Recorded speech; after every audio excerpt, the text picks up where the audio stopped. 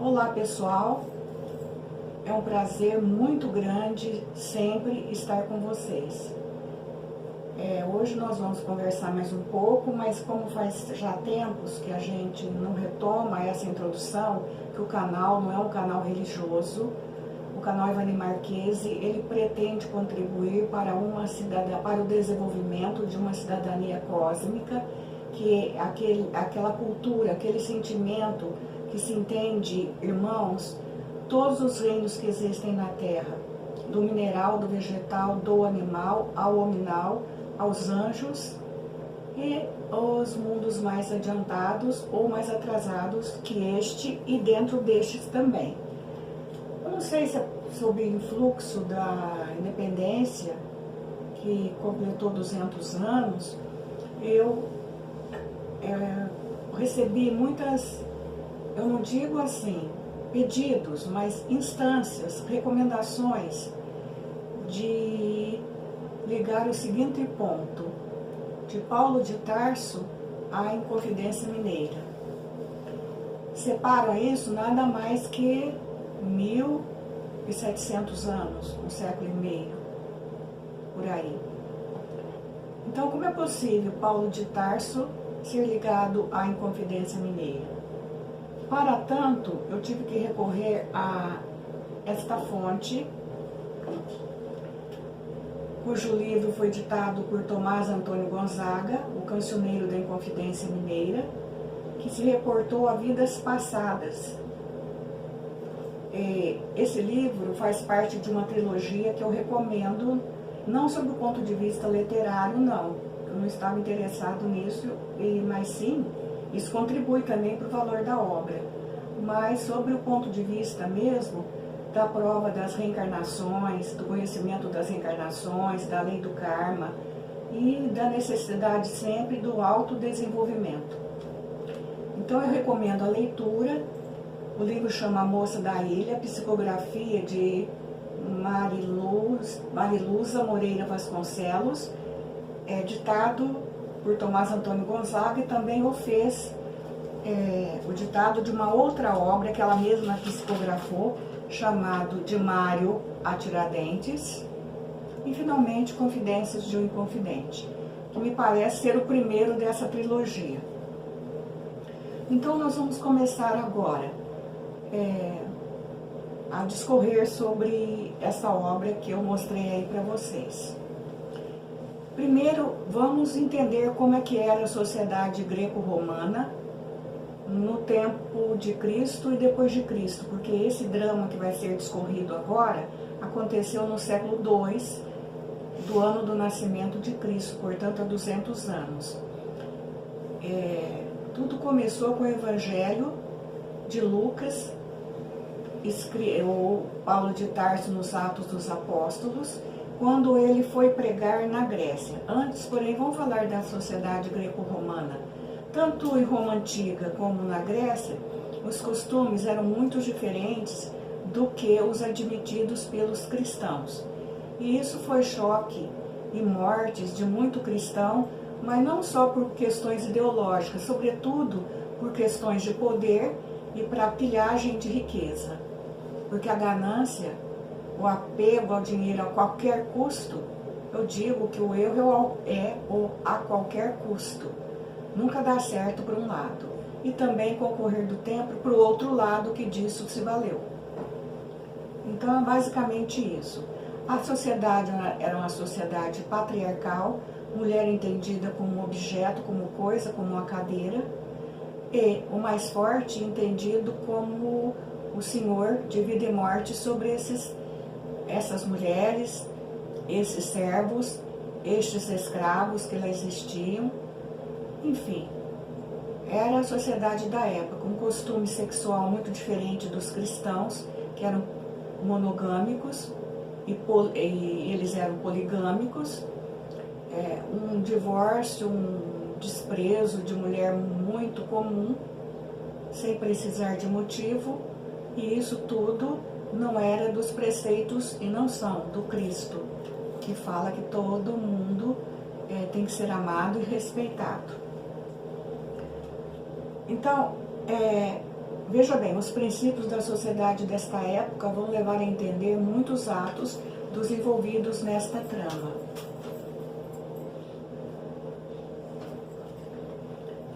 Um outro pilar desse tempo, que eu estou me esquecendo de falar, a morte, já ao nascer, de bebês com qualquer deficiência. Eles eram arremessados em águas caudalosas, arremessados de penhascos muito altos, mas nunca poderiam ser deixados vivos. E Paulo, ao pregar na Grécia, ele insistiu muito que o povo grego tinha religiosidade, mas era uma religiosidade falsa, porque adorava vários deuses de acordo com as necessidades de cada um, e não é assim. Deus, ele quer nosso autodesenvolvimento para o desenvolvimento de todo o universo, porque o universo é interligado. Então ele pregou várias vezes nesse tema, na Ágora, em vários espaços, na própria Acrópole. Ele, às vezes, foi aplaudido, mas na maioria das vezes ele foi apupado, vaiado e até apedrejado. Ele saiu às pressas da ilha, mas a mensagem dele formou pequenos núcleos, principalmente distante de Atenas. Por quê? Porque a Grécia é constituída de muitas ilhas, e tem ilhas muito difícil o acesso. Então lá a vigilância era grande também. Lá nessas ilhas também reinava a delação por dinheiro, mas era de uma maneira mais fraca do que em Roma e em Atenas. E o Ato dos Apóstolos, o Evangelho segundo Lucas e segundo Marcos, chegaram até estas ilhas. E eu vou contar o drama ocorrido em uma delas, o início de um drama. Era um grupo de cristãos que se reuniam em um templo rupestre, uma caverna que se interligava a outra caverna, de forma que eles tinham câmaras porque eles chamavam de cura, câmara para que eles chamavam de desenvolvimento mediúnico ou paranormalidade, e câmara para assistência social e educação. Aí então havia tecidos de artesanato, recolhimento e armazenamento de gêneros alimentícios, de forma que se eles fossem pegos, eles tinham uma desculpa que, na verdade, eles alimentavam cursos e assistência social, que também era verdade. Mas para ser pertencente a este núcleo em questão, em uma das ilhas gregas, uma das mais inóspitas, tinha que ter recomendação, e a pessoa tinha que ter retidão mesmo, honestidade, e chegava lá encapuçado, depois de dar várias voltas. E para caminhar lá dentro, até que se ficasse muito familiar, era muito difícil, porque podia se perder nos labirintos de pedras. Aí um dia dessas reuniões, chegou uma adepta de nome Teresa, muito preocupada, porque fora visto do alto de um penhasco uma moça que aparentava ser muito jovem, mas completamente desfigurada. O rosto parecia mais de um chimpanzé do que humano. E ela percebeu que a moça, ao caminhar, não tinha pés. Parecia pés em torno de cascos, uns pés redondos, que ela não podia caminhar muito, e tampouco com normalidade. As mãos também estavam em garras. E ela foi vista, e quem a viu já esparramou a notícia, e começaram uma patrulha de captura. Então ela chegou, levou ao conhecimento dos demais irmãos da confraria cristã que eles tinham que salvar essa moça da morte por todo custo. Essa senhora que deu essa notícia chamava-se Teresa. E no grupo cristão havia uma paranormal de nome Mariita, que foi, na verdade, a protagonista de toda a tragédia que aconteceu com esse grupo. Mas ela não foi protagonista sozinha.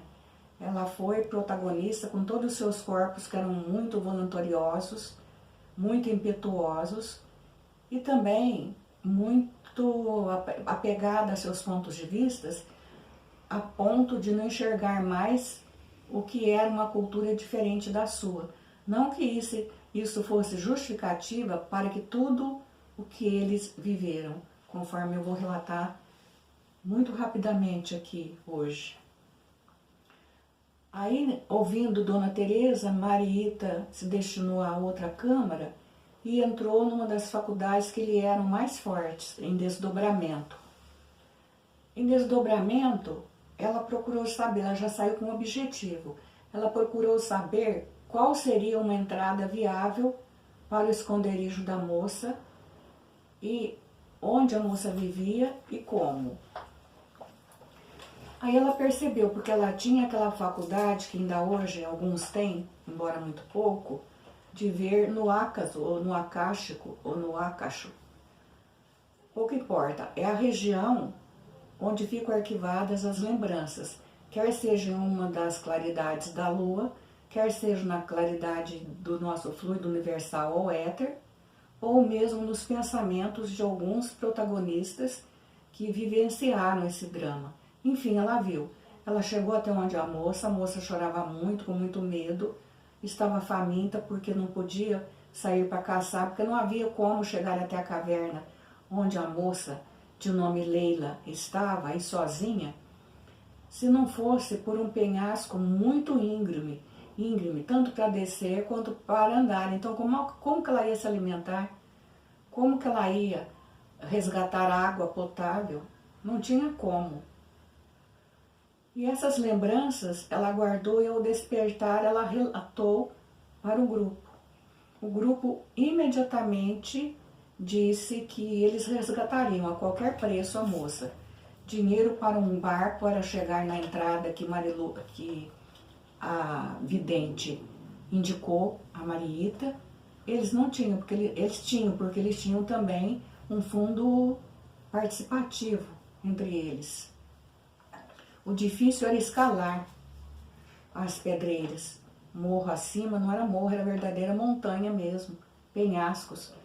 Porque não poderia olhar para baixo, não poderia olhar por muito alto. Tinha que olhar sempre no plano. Perigo de pedra rolar ou abaixo dos pés, ou algumas sobre a cabeça dos mesmos. Mas assim eles decidiram.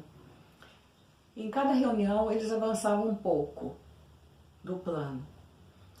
Aí entra em cena um rapaz chamado Arthur, um cristão muito novo, um frequentador muito novo, levado por Dona Teresa até a reunião. E entre ele e Marieta havia uma afeição inexplicável, porque antes não se viu antes, ele não era da mesma ilha, mas eram coisas que a gente vai ver que já vinha de antes daquela data do século II depois de Cristo. Ouvindo a narrativa, ele disse: eu vou dizer uma coisa, essa moça é minha irmã. E agora eu peço a palavra porque eu sou atormentado com isso desde o dia que eu fui obrigado a largar minha mãe, que era cega completamente, e essa minha irmã, que é deficiente, não só física, mas tem um comprometimento mental também. Mas eu fiz porque eu suponho que matei meu pai. Porque como ele queria assassinar Leila, que só dava despesa ainda pequenininha, porque nesse tempo eu já tinha 15 anos, e a Leila era muito novinha, e chorava muito, tinha muita dor, e não tinha como tratá-la. E meu pai era um psicótico, e além disso ele se embriagava. E além disso, ele matou alguns companheiros durante a pesca e teve que viver fugido. Mas ele não tinha como arrumar emprego, então ele logo me iniciou nas atividades de roubos de quintal, roubos de alimento, e ele por sua vez roubava as bebidas que achasse em qualquer lugar. Numa dessas discussões, acalorado pela bebida e já pelo transtorno mental que ele possuía, ele ameaçou matar Leila e começou a esmurrar minha mãe, cega, indefesa, que sempre tratou a todos com a máxima paciência.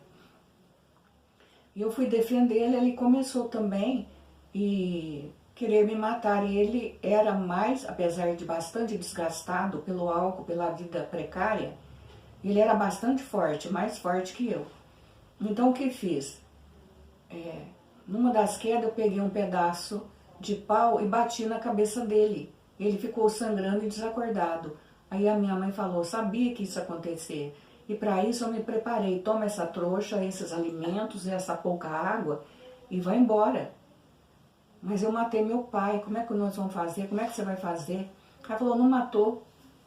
Eu vejo que ele respira. E constatou que ele respirava mesmo. Aí ele fugiu, com muito sacrifício, foi parar em Roma. Muito bem, o senhor que estava vivendo todo esse drama, pai de Leila e de Arthur, cuja mãe era Leci, cega, estava realmente muito ferido, mas ela cuidou da ferida, embora cega, com muita presteza. E abriu até a ferida, sem enxergar mesmo, tateando e cheirando o mau cheiro que se pudesse ter. Seria uma infecção muito séria, mas ele ficou desacordado mais ou menos 8 dias, bebendo água com pouco sal que ela obrigava que fosse engolido, com colher que ela improvisava e punha na boca do marido. Aí ao ouvir essa conversa, a mesma personagem que deu a notícia de Leila falou, nossa, essa moça deve ser Leci, que nasceu cega e viveu com os pais até mais ou menos 21 anos, escondida num porão, porque se ela aparecesse ela seria morta. Então ela nunca viu a luz do sol. Mas um dia a casa dela pegou fogo, os pais morreram, os animais morreram, mas ela não, ela apenas desacordou com a fumaça, porque ela estava num porão muito fechado. E ela sobreviveu. E eu sabendo que ela existia, porque somente eu sabia que era segredo dessa família, eu segredo, me dirigi até lá sem ninguém visto uma noite e a libertei do porão e a escondi num vão de rocha, com comida, água e coberta. Até que eu pensasse como que eu ia libertar Leci da pena de morte por ela ser cega. Conforme eu disse para vocês, em Roma e na Grécia, a questão da morte era certa para deficientes. Mas quando eu apareci na outra noite com outros víveres, eu vi que as pedras estavam remexidas e sanguinolentas, roupas espedaçadas, então eu vi que ela tinha sido raptada. E logo deduzi que poderia ser até o procurado de todos, Tony, que sempre foi procurado para ser morto, porque também ele era deficiente, ele era louco. Mas não tive como fazer nada, me calei. Por muito tempo depois eu vi o Tony, numa noite muito escura, em que eu orava na praia, com um menino, mais ou menos de 12 anos. Eu julguei que fosse filho da minha amiga deficiente, da Leci. E eu comecei a levar víveres e roupa. E o Arthur, então o filho, o menino que ela viu com 12 anos, falou, era eu e meu pai. Mas meu pai, quando eu recolhi esses gêneros, ele me batia muito, porque ele tinha medo que quem colocou para nos trair, para saber como é que era a entrada. Tá bom, mas então todos decidiram ir comprar um pequeno barco resistente, onde eles iam entrar pela indicação descoberta pela vidente Marieta, escalando um lado da rocha. E ela teria que ir, porque se acontecesse algum desastre, ela teria que descobrir alguma coisa lá por dons paranormais. Então no barco foi Marieta, Arthur e mais 2 pessoas, mais 2 homens. Aí Arthur conseguiu, já tinha uma familiaridade com escalar montes, pedras, montanhas, chegar até o local indicado por Marieta, se fazer reconhecido por Leila porque ela não lembrava mais dele. Embora a mãe já fosse morta, morreu somente na frente de Leila, e com assistência dessa uma no que ela podia, fazendo Leila prometer que arrastaria o corpo dela até a beira do penhasco e jogaria mar afora, porque se ele ficasse dentro da gruta onde elas estavam, as aves de rapina descobririam pelo faro o corpo e daí chegariam outras pessoas. A muito contragosto e contra suas forças de pés e de mão, ela conseguiu dar cabo dessa tarefa. E com o auxílio espiritual de Leci também, ela reconheceu o irmão e consentiu em querer sair dali. Eles descansaram mais 2 dias e desceram o penhasco, mas a Leila estava com medo de descer, ele teve que vir com ela nos braços, quer dizer que o esforço dele era dobrado, porque era o corpo dele e o corpo de Leila que ele teria que guardar. Bom, aí deu tudo certo, mas chegando na praia souberam que eles foram denunciados por um tal de Simão. Que aí eu posso dizer para vocês, esse Simão vai aparecer dentre mais 2 ou 3 reencarnações entre os Inconfidentes Mineiros no ano de 1790 por aí, e acabou sendo o delator de todo o grupo envolvido na Inconfidência Mineira. Veja então como as pessoas têm dificuldades em se libertar da roda de Sansara. Foram 2 crimes pelos quais ele respondeu. Crimes de traição e de morte, né? Que proporcionaram a morte. E a Mariita, namorada então do Arthur, na Inconfidência Mineira, ela foi a tal da Marília, que Tomás Antônio Gonzaga tanto cantou em versos. E o Arthur foi o próprio Gonzaga. Conforme eu for falando, se possível, eu vou pontuando essas questões de reencarnação, que é importante mesmo só para mostrar a imortalidade da alma e a necessidade do desenvolvimento para não recair nas mesmas ciladas morais. Entrando nesse barco, eles levaram sim mantimentos, água. Depois de uns 2 dias navegando, eles tinham um mapa que eles iam para uma terra distante, fundar um novo grupo. Se avizinhou ao mar umas nuvens pretas, umas fumaças pretas. E eles, como eram pescadores, eles reconheceram que seria a presença de uma tempestade. E o barco não oferecia resistência nenhuma para a tempestade. Não era um barco, um veleiro grande. Eles recolheram velas, fizeram o que puderam. As mulheres se recolheram, a mãe da Mariita, a dona Teresa, se recolheram dentro do barco, fecharam a cabine e os demais se amarraram nos mastros. E quando a tempestade chegou, parecia assim, que todas as forças malignas acuavam o barco de um lado para o outro. O casco foi despedaçado quando a Mariita, intuída por Leci, abriu a porta e falou: se vocês não forem para a cabine, pois o barco está fazendo água aqui em cima, eu me atiro no mar. Porque eles não queriam ir, porque não cabia mais ninguém. Não cabia nem a respiração de um pássaro dentro da cabine, mas foram obrigados a ir.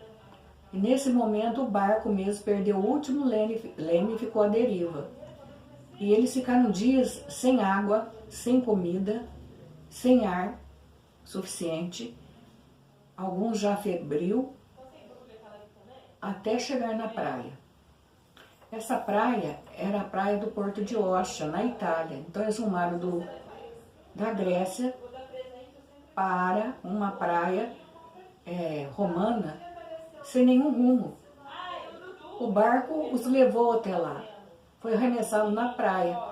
Quando eles perceberam que eles estavam em terra firme, eles abriram a cabine.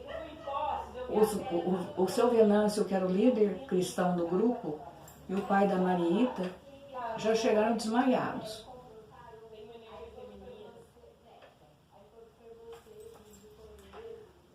Mas nisso, havia um movimento muito grande no Porto de Ostia, e a Mariita olhou um senhor de uns 36 anos de idade, montado em belo cavalo e muito cuidado, melhor cuidado que eles até naquelas condições, e ordenou que eles fossem conduzidos até a sua propriedade em Laurentes, ou Lourenço, fosse tratado, fosse curados, hidratados, depois desse o serviço que o administrador da propriedade julgasse necessário, enquanto via se podia consertar o pequeno barco ou vendê-lo a qualquer preço.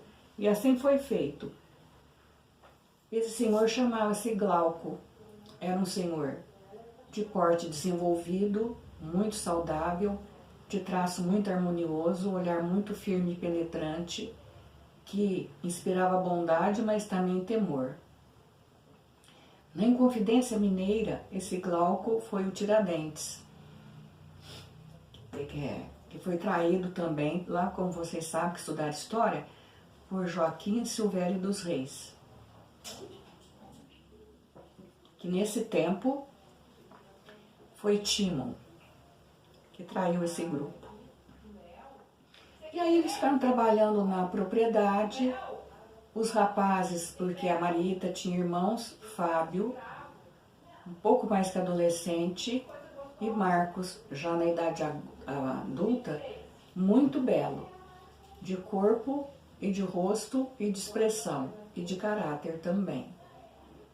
Eles arrumaram outro serviço no porto e ficaram trabalhando na propriedade do Glauco, que ficava em Laurentes.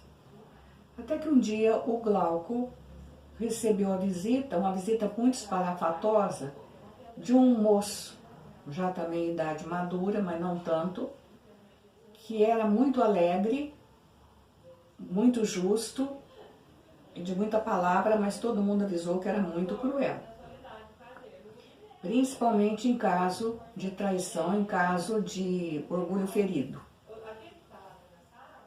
E esse moço, ele já havia visto o Fábio e o Marcos no porto. Vocês estão acompanhando a narrativa?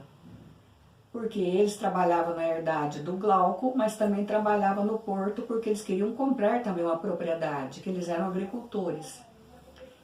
E esse Lúcio, como qualquer outro romano da época, ele tanto gostava de mulheres quanto de homens. Ele se encantou por Marcos, que era mesmo um Adonis. Tudo no Marcos era perfeito e harmonioso.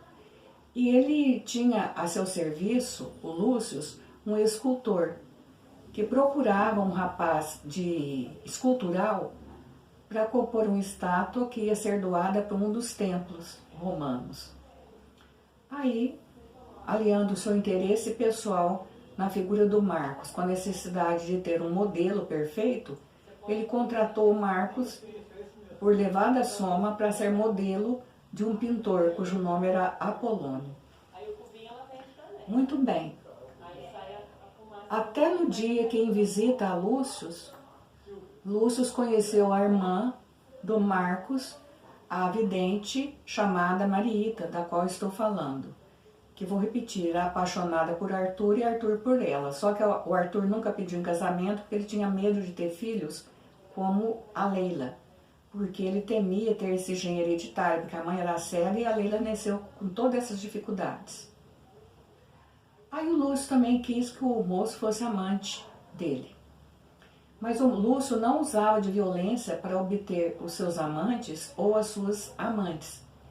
Ele os comprava, ele os intimidava, ou ele mostrava poder, ele mostrava bondade, ele cercava a pessoa, ele seduzia. Mas o Marcos sempre mostrando que não era desse grupo de sociedade, também não podia confessar que era cristão, e não podia, não queria viver maritalmente com ele porque ele gostava de mulheres.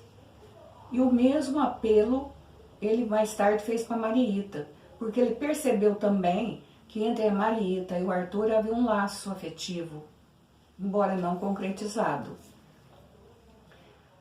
Nenhum dos dois respondeu aos apelos de Lúcio, também não os desdenhou. Muito esperto, ele engendrou o seguinte plano: vou me casar com Marieta, assim ela vai viver na minha propriedade, no meu palácio, onde já vive o Marcos, e nós podemos até formar o que se fala hoje, modernamente, um trisal. Aí ele pediu a Marieta em casamento, que quase desmaiou de susto, mesmo porque ela guardava uma antipatia que ela não sabia porquê dela, ela achava que fosse ciúmes. Porque qualquer mulher apaixonada vê alguma atitude, como que eu digo, interesseira da parte de outra mulher ou de outro homem quando isso existe. E principalmente ela, que tinha mediunidade, tinha sensibilidade muito aflorada. Ela ficou atônita. O que ela conseguiu dizer por Lúcio, face a seu pedido de casamento, foi o seguinte: eu preciso pensar para dar a resposta. O que ele não achou bom, porque ele achava que ela fosse atirar aos pés dele e agradecer. Porque de semi-escrava que ela ia ser proprietária, rica, de uma classe social elevadíssima. Mas ela não tinha esses valores. Ela era a simplicidade, ela vivia o evangelho. Aí ela não sabia como responder a Lúcio. Aí ela consultou o mentor do grupo, ao mentor espiritual, as suas entidades amigas espirituais, a sua mãe, a seus irmãos, que disseram: não negue esse pedido. Não aceito, está decidido, eu não posso aceitar, eu não amo essa pessoa, pelo contrário, eu tenho uma certa antipatia dele, apesar de reconhecer os seus valores. No terceiro dia, o Lúcio já estava lá, chamou para a resposta. Ariela, gente! E o que aconteceu então? Ela tinha ensaiado um discurso de humildade, de dizer que ela não era merecedora do pedido, que ela reconhecia a dignidade que ele estava tentando ofertar com o pedido, mas que realmente ela preferia continuar na condição de serva muito humilde e torcendo pelo sucesso em todos os sentidos dele, do Lúcio, o que ela estava mesmo sendo sincera. Aí ele ficou muito ofendido, mostrou com palavras que Marieta estava querendo tratá-lo como um tolo, que se Marieta não decidisse por bem ao casamento, ela e a sua família sofreria as graves consequências de um Lúcio ofendido e humilhado. Ela, que era impetuosa, que era agressiva desde outras vidas, intransigente com seus princípios, mesmo aconselhada por todos em manter a prudência e aceitar um matrimônio, que muita coisa muda durante uma convivência, que a própria mãe de Arthur suportou com calma e venceu a provação junto a um alcoólatra e louco, ela recusou. E ao se ver destratada, ela ofendeu também. Ela disse: mas por que você se interessa em casar comigo, se sabe que eu sou apaixonada por Arthur? Eu sei que você também, Lúcio, é apaixonado por Arthur. Ele falou com toda a franqueza que também todo mundo sabia que ele possuía: eu sou apaixonado por Arthur e também apaixonado por você.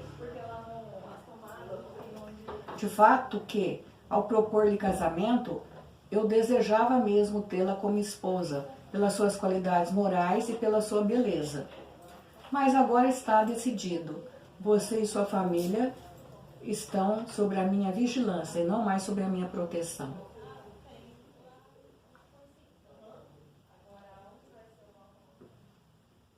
Passaram-se meses, sem que nada acontecesse. E ele continuou visitando a Leila, a menina deficiente, que já era uma mocinha, e ele dizia ter se afeiçoado a ela. A Leila era evidente que se afeiçoou a ele, Lúcio. Até que certa feita, chegando ela de um passeio nos arredores com Arthur, comentando o caso que Lúcio deveria ter desistido de vingar-se do grupo, e comentando que o Evangelho segundo Marcos e os Atos dos Apóstolos haviam desaparecido. O que veio na mão de Lúcio, que vinha chegando de uma visita a Leila? Nada mais, nada menos que os 2 documentos. Aí Marieta percebeu o abismo em que eles estavam, porque cristão não podia viver em Roma, era tirado no cerco romano. Quer em questão de desgraça de guerras ou de vitórias de guerras, e eles vinham de uma vitória de guerra. Marieta se ajoelhou aos pés, então, do Lúcio e pediu clemência, pediu que fizesse dela escrava, mandasse ela para a arena, conforme ela pediu um dia para ele, numa ofensa muito grande, numa discussão. E ele prometeu mandá-la para a arena, mas libertasse a família. E falou, eu sou bom negociante, o que você propõe? Ele falou, qualquer proposta que o senhor me faça. Ele falou, tá, você vai ser minha escrava na minha casa. Aí o Arthur falou, não, senhor Glauco, me leve, mas deixa ela seguir com a família dela, que vai seguir depois da manhã para o sul da Itália, formar uma propriedade. Deixa eles partir, eu fico. Ele falou, não, vocês não querem se separar, e eu não vou separar vocês serão meus escravos, a não ser que vocês queiram mesmo ir para a arena. Aí a impetuosa Marieta, ao invés de contemporizar, de seguir os conselhos dos antepassados espirituais, ela falou, Arthur, vamos para a arena, porque tudo é preferível do que a convivência com esse senhor.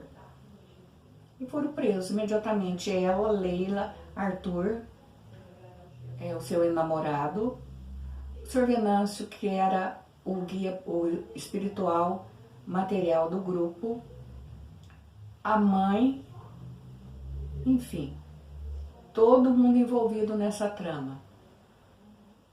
Só que o Lúcio, porque a vingança, assim como a paixão, e a vingança é uma paixão, ela é insaciável, ele bolou estratégias diferentes. Por exemplo, Leila seria colocada numa jaula exposta.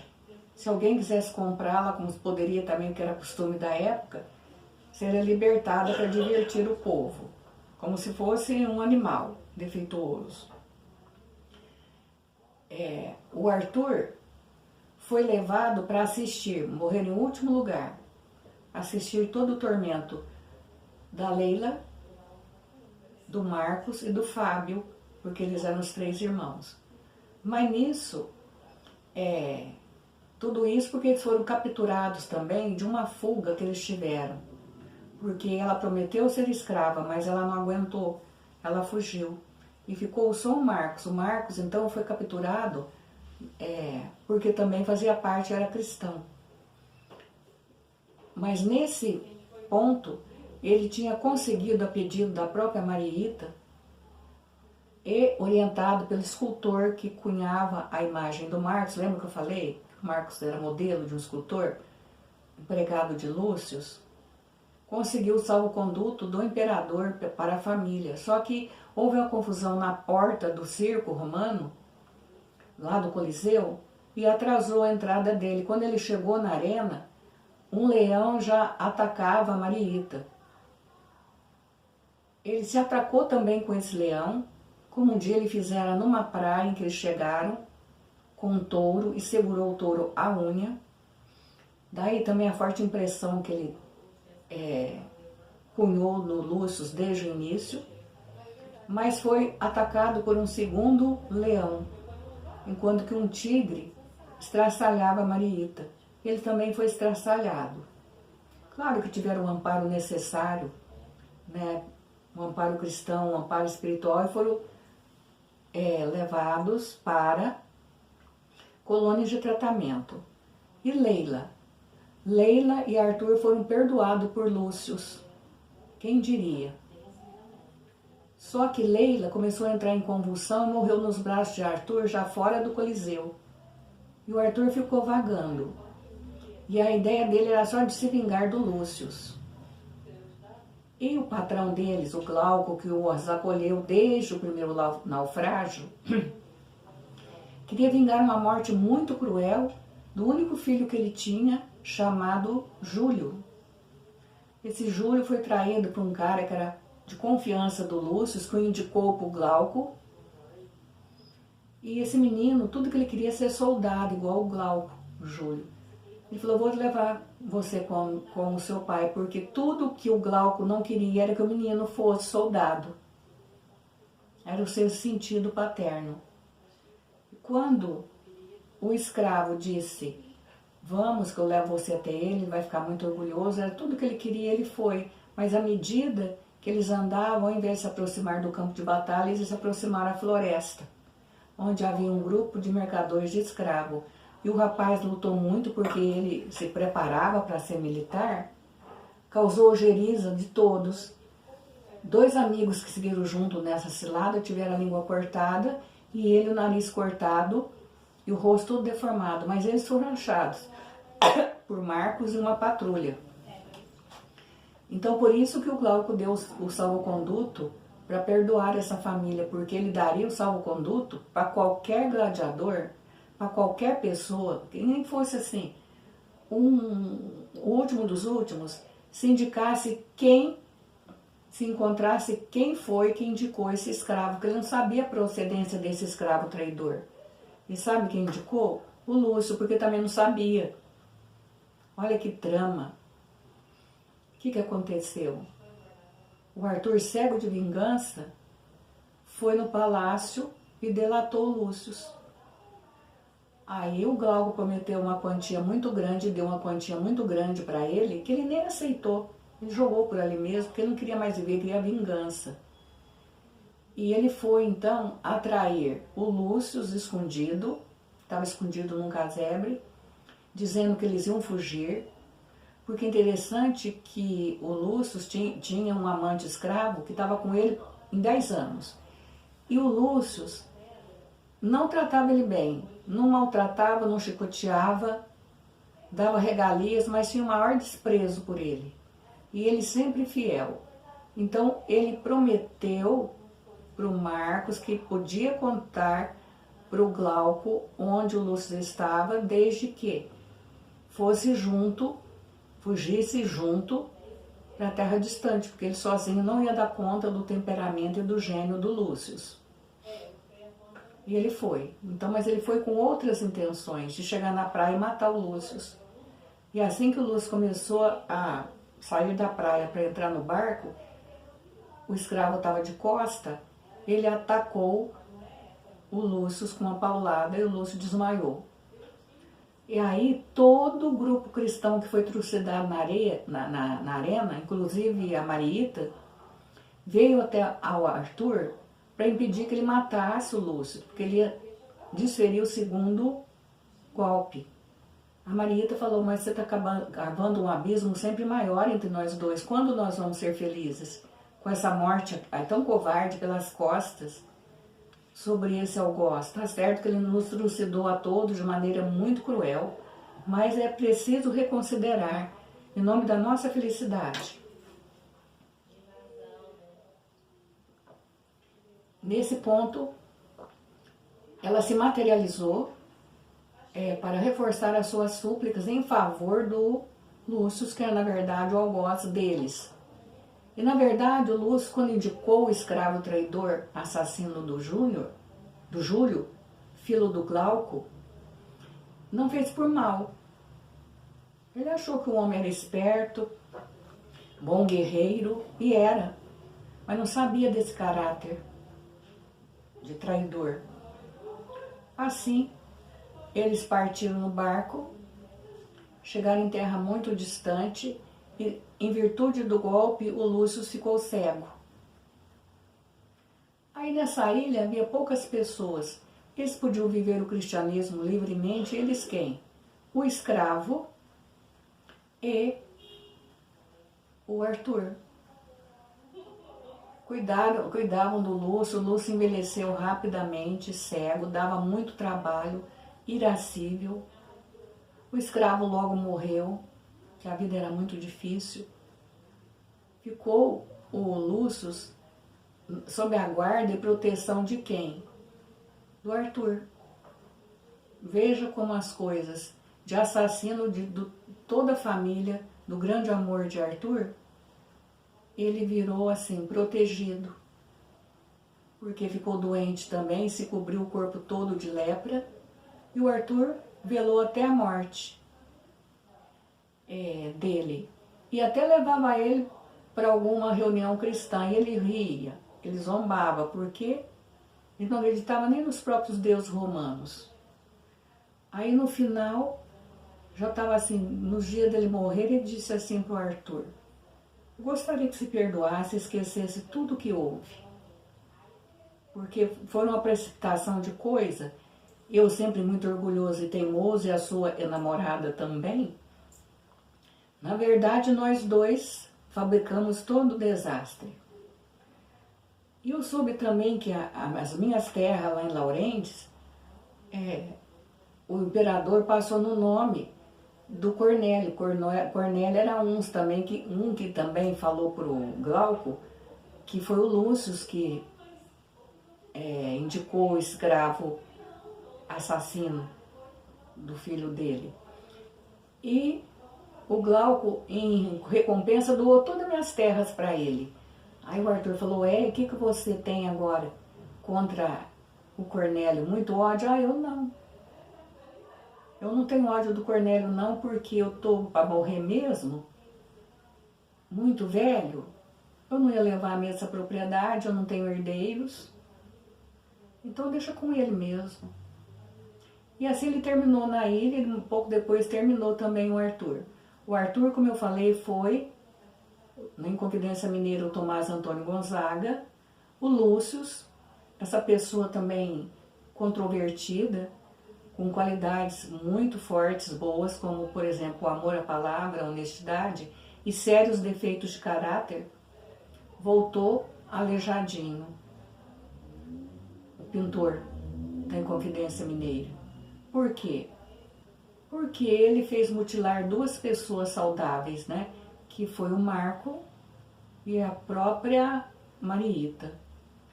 E quem o amparava como aleijadinho era o escravo Ascânio, que era amante dele no tempo do século II depois de Cristo.